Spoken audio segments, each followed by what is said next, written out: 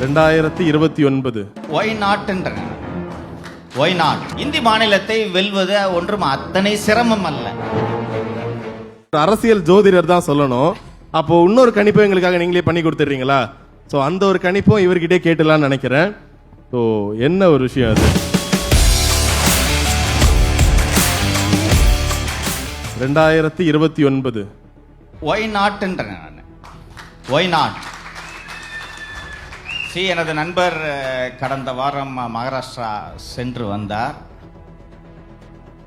அங்கே இருக்கக்கூடிய பாலிவுட் நட்சத்திரங்களை விட இவர் மீது நம்பிக்கையோடு அங்கே பார்க்கிறார்கள். நான் கூட இதை நம்பவில்லை. என் மனைவி அங்கே இருக்கும் பொதுமக்கள் பலரிடம் பேசிவிட்டு, என் மனைவிக்கு நன்றாக ஹிந்தி தெரியும், அவள் பலரிடம் பேசிவிட்டு வந்து சொன்ன போது எனக்கு வியப்பாக இருக்கிறது என்று சொன்னார். தென்னிந்தியாவிலே தென்னிந்திய மொழிகள் இருக்கக்கூடிய அனைத்து இடங்களிலும் இவருடைய பாப்புலாரிட்டி என்னவென்று தெரியும்.